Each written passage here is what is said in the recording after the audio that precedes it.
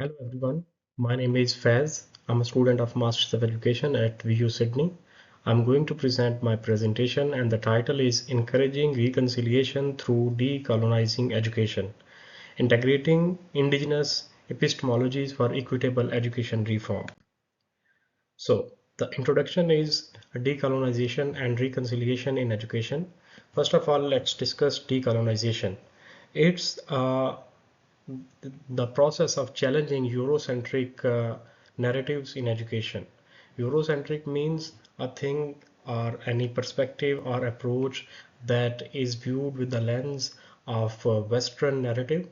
So in decolonization, we challenge that lens of approaching any strategy. Positions, what is the benefit of it? It positions Aboriginal and Torres Strait Islander knowledge, voices, and perspectives. And also reconciliation and decolonization are interlinked.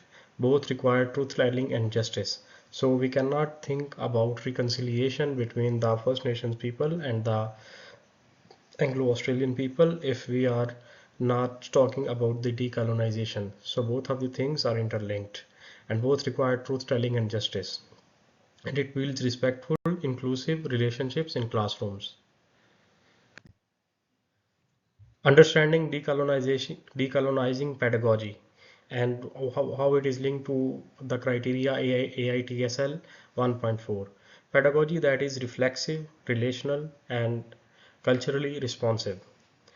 Educators should always reflect on their positionality and bias. So it is very much necessary for the educators and teachers to continuously um, reflect on their practices and evaluate their teaching strategies in an ongoing process. And it helps us to integrate worldviews, languages, and learning strategies. What strategies can be utilized? Yarning circles for shared dialogue, indigenous authored texts and local stories, collaboration with elders and community. And it is linked to AITSL 1.4, valuing cultural identity and linguistic diversity. Encouraging reconciliation through curriculum reform. Reconciliation with the help of truth-telling and multiple historical approaches. Obviously, if we are taking only single approaches, especially the Eurocentric approaches, reconciliation would not be possible. And integrate local indigenous histories and oral discourses across subjects. Replace tokenism with authentic place-based education. So there should not be only the symbolic gestures of adding Aboriginal voices in the education. There must be some workable, practical, and pragmatic expressions. And we need to use Sims Bishop's idea of mirrors and windows and representation for all learners. And it is linked to AITSL Criterion 2.4, which promotes understanding and respect for indigenous histories and cultures. Encouraging well-being and safety. Emotional and cultural safety are vital for our learners. Scaffold difficult topics like colonization, displacement, and trauma, avoiding stereotypes and tokenism. Co-teach or consult with elders for cultural guidance. It is linked to AITSL 4.4, which maintains well-being and inclusive safety in learning spaces. So obviously well-being and inclusivity and inclusive safety are very much necessary in learning spaces and classrooms.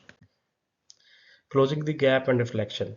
Decolonizing education encourages closing the gap in outcomes, refines student interaction, belonging, and academic success.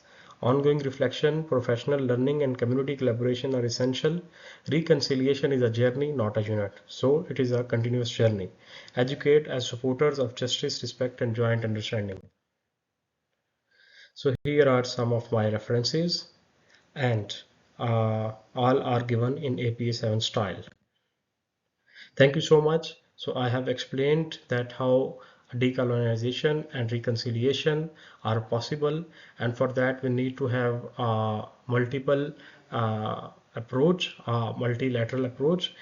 We cannot do the reconciliation without doing the decolonization. First of all, we need to do the decolonization process so that there should not be any colonial legacies which can be hurdles when we are thinking about the reconciliation. Thank you so much for attending my presentation. See you.